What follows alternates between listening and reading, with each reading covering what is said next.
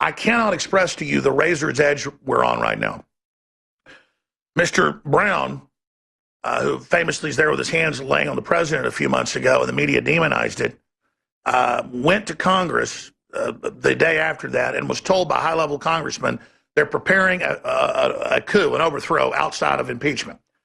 And then he got visited by the Secret Service, and he reportedly went back and talked to his source, and they said, no, we mean a physical removal. Well, we have the former head of the CIA, Brennan, who's a Wahhabist, admittedly converted to radical Islam, saying, you better shut your mouth and watch your mouth. We have Schumer saying we have 7 ways of Sunday to take you out on CNN as well. And then you have Brennan coming out 4 days after Browne was on the show and saying it's true at the Aspen Institute with Wolf Blitzer and the former head of national intelligence, Clapper, that we are preparing outside of normal areas, outside the Constitution, to remove the president suddenly. Get ready. Both parties are going to do it. Prepare yourself in the next 2 months. Now, that was 3 weeks ago.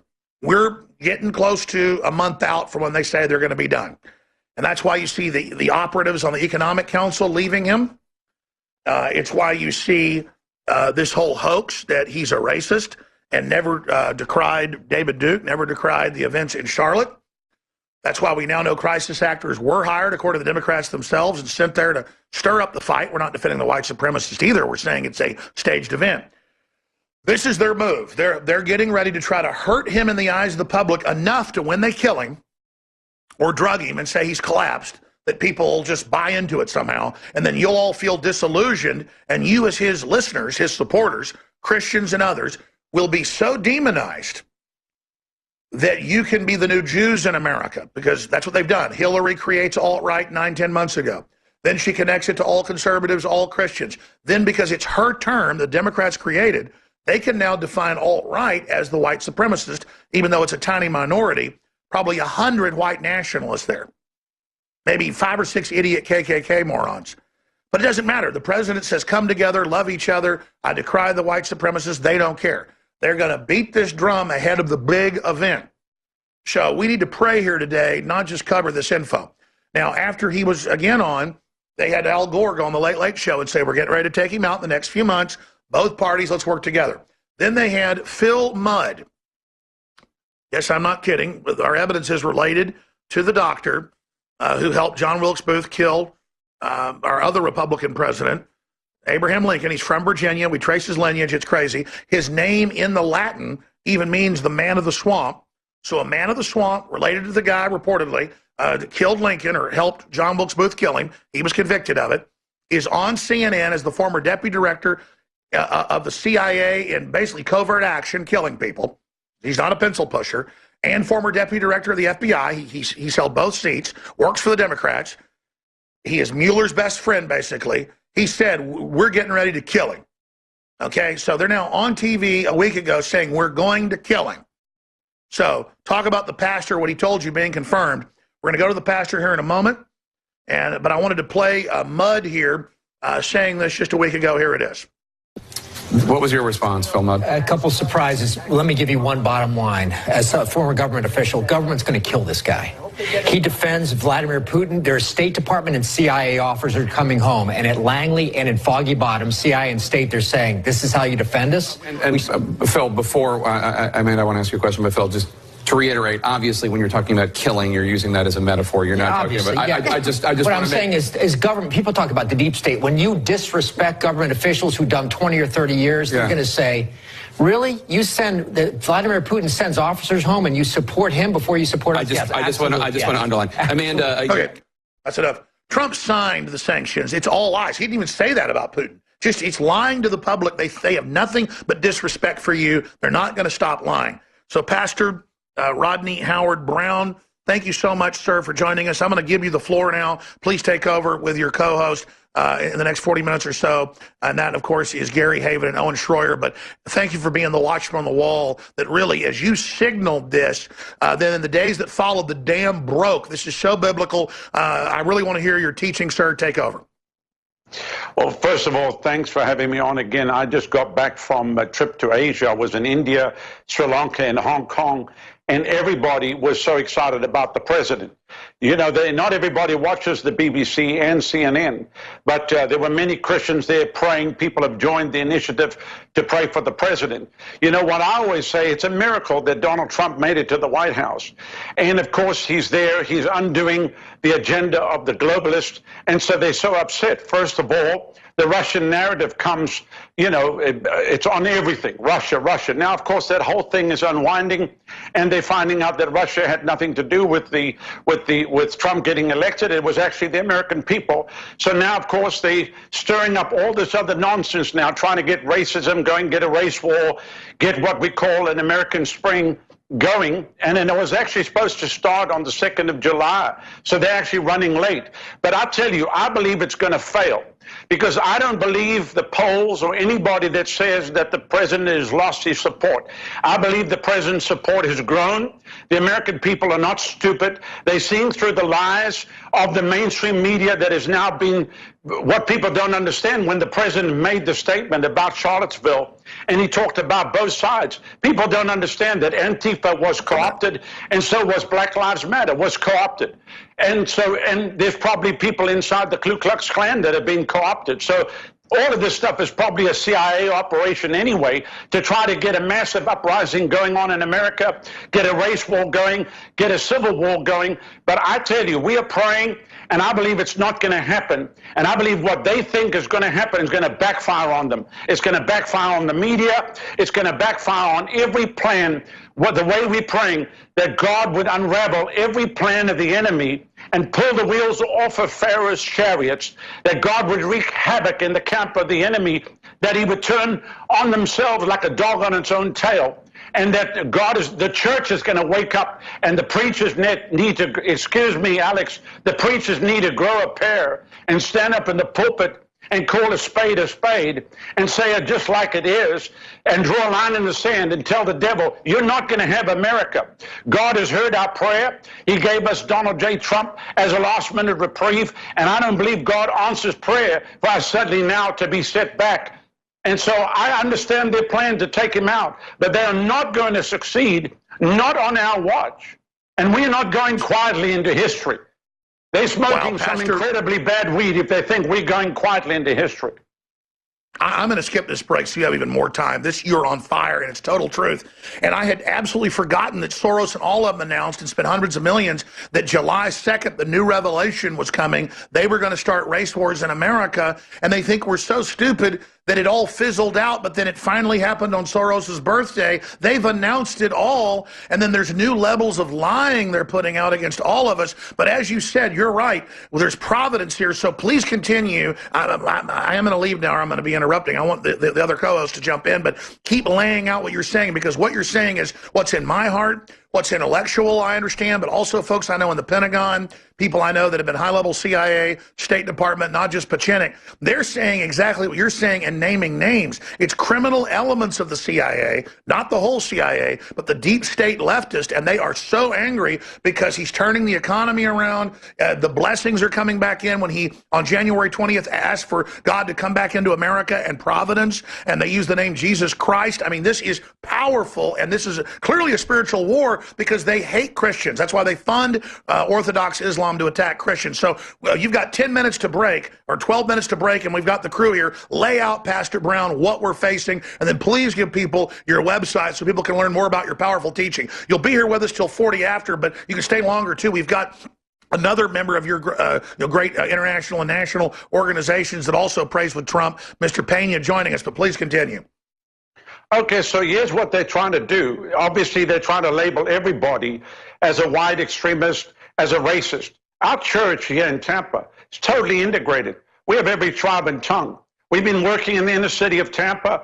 The church is 20 years old. I can go anywhere in the inner city, and the people love us because they know how we've helped them and what we're doing. So the fact of the matter is this: what they want to try to do is go from what they call alt-right and KKK, white supremacists, and then label Christians. Conservative Christians are going to fit the bill too. So this is like almost like a Salem witch trial, where they're going to go on this hunt. You know, they first of all want to take out the president because he's actually speaking on behalf of the people. And I didn't see anything wrong with what the president said on his first statement, or even his second statement. I can't believe how the media would take everything and just twist it. So this is obviously a concerted effort of the media coming together with one purpose and one goal, to just label the president and try to put pressure on him to just quit, throwing the towel. But Mr. President, if you are watching or listening, don't stop. The American people are behind you. And here's the thing. In the 1700s, if you go back and look at England in the mid-1700s, about 1740, 1750, the UK was in the biggest upheaval. The whole of the country was, everybody was drinking. There were drunkards from the royal family all the way down. The British people had a bad name on the continent. In the rest of Europe, if you mentioned that you were British, they would almost spit. It was a bad name.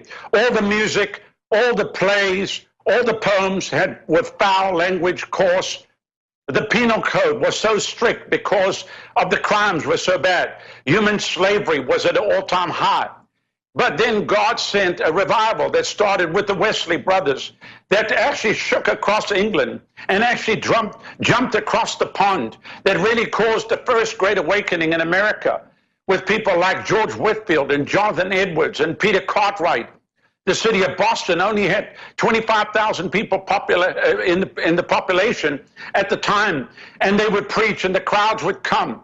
And there was opposition, of course. People would actually moon them. They would urinate in their direction. But the city had to pass a law that no one could sit in the trees, because as they preached, the power of God would fall, and people would fall out of the trees under the power. So that's what shook early America.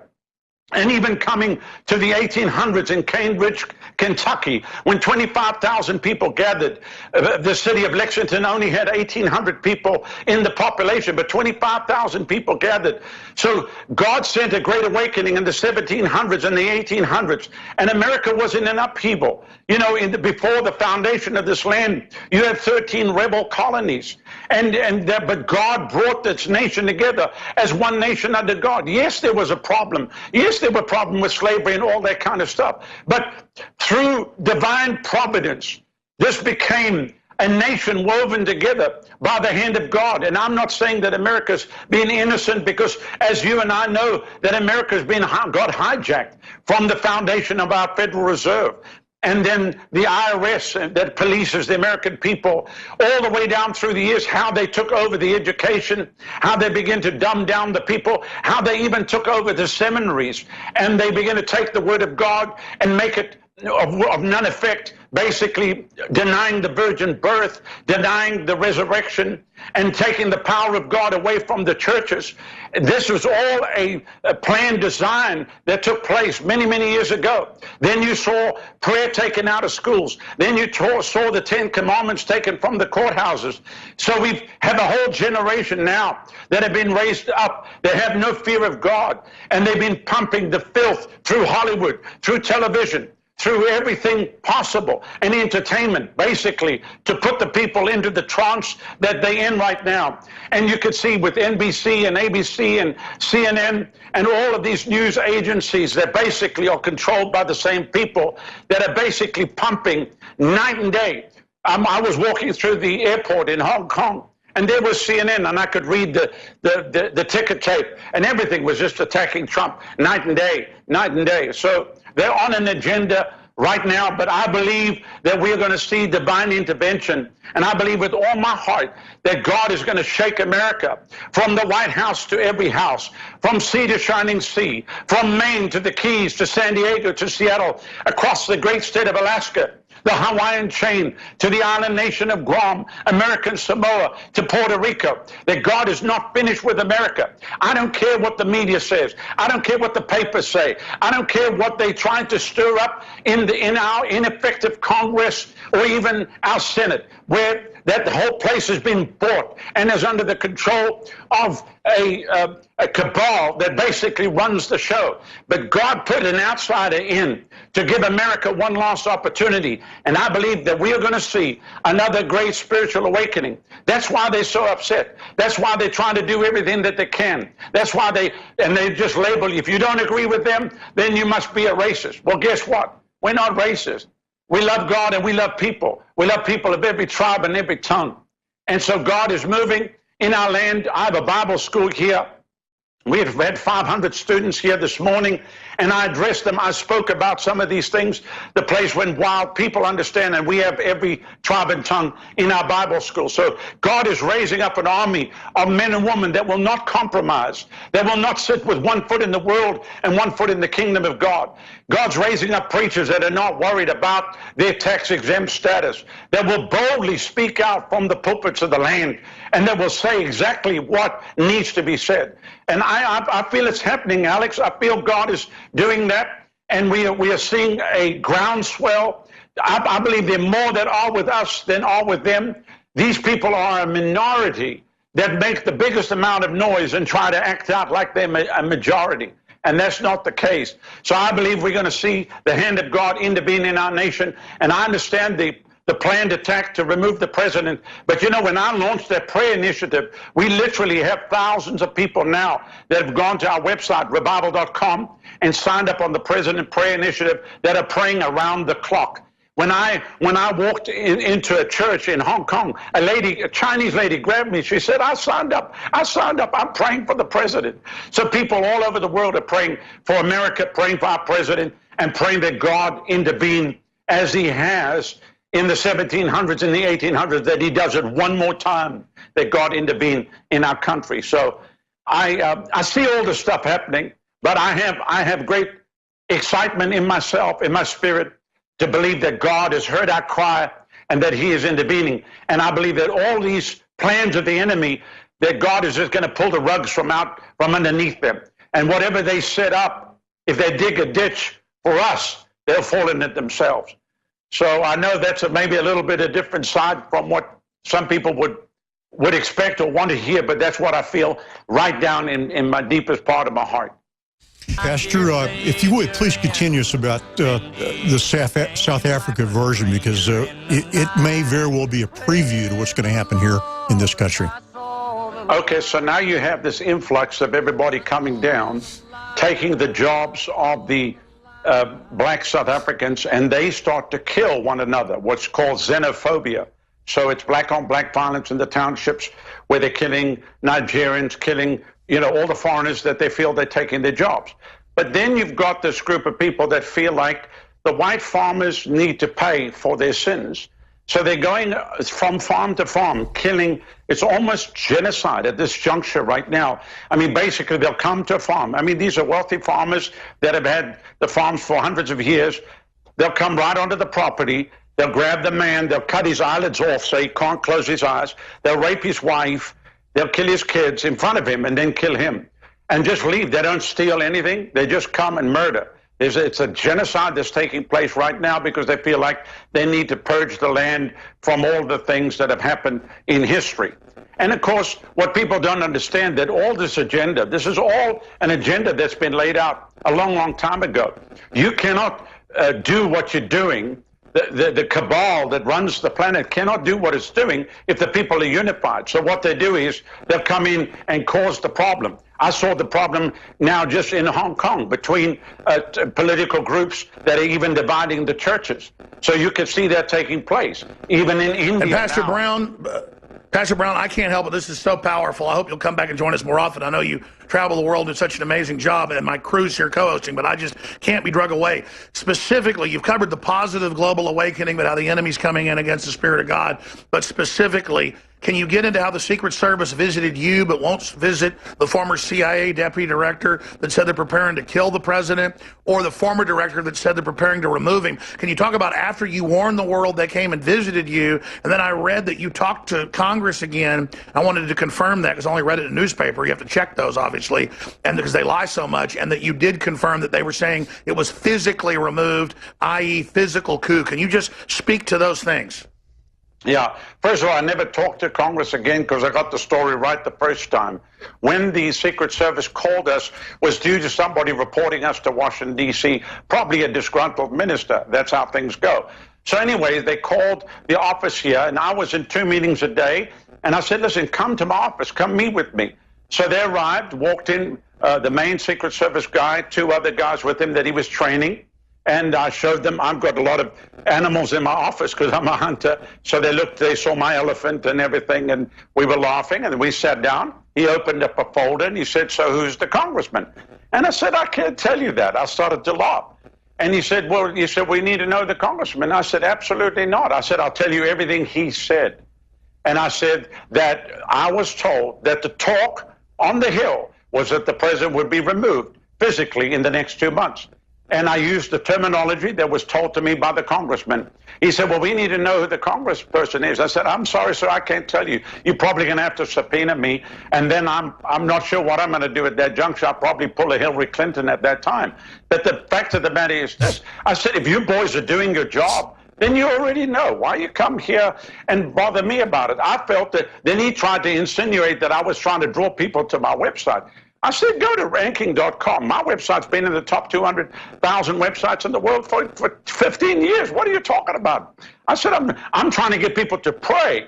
I didn't get people to my website. What weed are you smoking? Anyway, it worked out. Well, okay. Pastor, let's talk about this briefly before your colleague joins us, because this is so incredible. They're already in the news saying they're going to remove him. You say this, then right after you say it, they go on the news and say they're getting ready to remove him physically outside of impeachment. Now they say they're going to kill him, which totally vindicates you, but then they tried to spin it like you were bad. This is this upside down world. Why do you think suddenly the former director of national intelligence, the former head of the CIA, the former deputy head, all said they're going to remove him or kill him, and Al Gore said he'd be removed the next 2 months as well? They all said exactly what you said. I've talked to members of Congress too. They're calling him up, telling him, you better get in line, you better not back Trump, or we'll get you too. I've gotten these phone calls, and of course they're in confidence. You can't say. There's an intimidation campaign going on. Now you see it a month in after your warning, the gear up for the demonization and the civil unrest. So let's speak to why you think they came out right after you spoke this, and clearly now you've been proven right. What do we do next? Obviously prayer is paramount, but in the information war, call Congress, call C-SPAN, call talk radio. What do we do? Spread this live interview right now, or the videotape interview of this, or what do we do temporarily? And I agree, it's all about spirit and God, and the rest will happen. But specifically, why did they do this? Right after you said it, A, B, what do we do? What's coming next? Look, they were here for about 15 minutes. Then he realized it was a nothing burger. And then they left. I haven't heard back from them again. And even if they contact me again, I wouldn't tell them who the congressperson is. I've had people try to guess, but they must just keep guessing. The fact of the matter is this, that, like you said, they have not investigated the other people or gone to them, but they just tried to basically intimidate. Maybe they thought that I was a pastor who's just going to roll over, but they picked on the wrong person. I don't play by that game. So, Alex, I'm a radical. I believe in the Constitution, the First Amendment, the Second Amendment. We start gun clubs in churches. I give away AR-15s on a Sunday morning. So maybe I'm around a different kind of a church. I'm not sure that even some of the other men that are on the council would even do stuff like that. But I know what America's about. And, I grew up watching. I understand you're victorious. God's a victorious spirit. So here we are. The enemy wants to say on their platforms they're going to kill the president, but they don't want us on our platforms to prepare the people to say no and know how much danger he is in. Can you speak to that specifically and just what it's like to be praying with him? And we have another pastor coming on who prays with him routinely, and what you think about the spirit of Trump and why God's chosen him right now to be in this key position, and the great courage he has with what's happened to his family, him. I don't want to just sit here and talk about how great he is, but he is in the lion's den right now. This is such an incredible moment. Please continue. I think the fact of the matter is this, that, they're going to try everything to try to stop him because he's already wrecking their agenda. Basically, he allowed to finish his first term, he will set the globalist agenda back 30 to 40 years. That's what's going on here. That's why you see the same people of the GOP that are attacking him, the same people like Lindsey Graham and John McCain and all of and Mittens Romney and all of the other people, the same media that was attacking him. So what I want to say to Christians, obviously you need to pray. The best thing to do, I know when you sit down to pray over your food, bless your food, ask God to bless your food, and then pray for the president. That'll at least be 3 times a day that you can do that. Then call your congressman and call your senator and tell them, we just want you to know that we support our president, because they need to hear from you. What I've learned is a lot of the people up on the Hill, they get the information from the news media. Well, the news media are going to put a spin and a bias and an agenda. So they need to hear from the American people. And I tell you, these people are in for a shock, because not only will he succeed in what he's doing, but he will win a second term, and it will be by a landslide, because by that time we would have already cleared out all the fake people that voted in this last election that gave Hillary the popular vote, which was really bogus in any way, shape, or fashion that you look at it. Look, everybody has to stand up. You know, here's the thing. If we don't hang together, we'll hang separately. And if people just leave this thing alone and you think it'll all sort itself out, it won't. We need to pray like it all depends on God, and then we need to get up and go like it all depends on him. The president is a man that has asked for prayer. And I'll say this, he's been in 5-hour prayer meetings with people just praying. I even asked people, said, does he sit on his phone when they said there's no phone around him. He just, with his head bowed, and as people pray. He's a very humble man when it comes to the things of God. And I could tell you the way that he responded to us when we walked into the Oval Office. My jaw dropped open. Alex, listen. I mean, basically, the president said that here were people representing the real power, the power of God. That's what he said when we walked into the office. So I don't care what the media say. God has put the president in this position. He came up against all odds with all of the other horses that were being backed, where they said he would never win, and he won. And now they're trying to remove him from office. But I believe if the people, the American people, the same people that voted for him, voted him office, please do not listen to the media. Do not listen to CNN. Don't listen even to Fox. I beg you, please, do not listen to these people. They're being co-opted, and they are pumping an agenda. I'm just telling you right now. You know in your gut feeling, that's why you backed the president when he was running, against all odds, against every lie, against $2 billion thrown at him. He still succeeded. And so to every American, to every patriot, to every person, even if you're American living in another country, find out where your congressperson is, call them and tell them, we just want you to know that we back the president, and you better back him, otherwise we're going to remove you in 2018 or 2020. It's time. It's time now to draw a line in the sand, and if they want to fight, we'll take the fight to whatever level needs to happen. Pastor, those are powerful words. Well spoken. We really appreciate having you today. I think you've been very informative.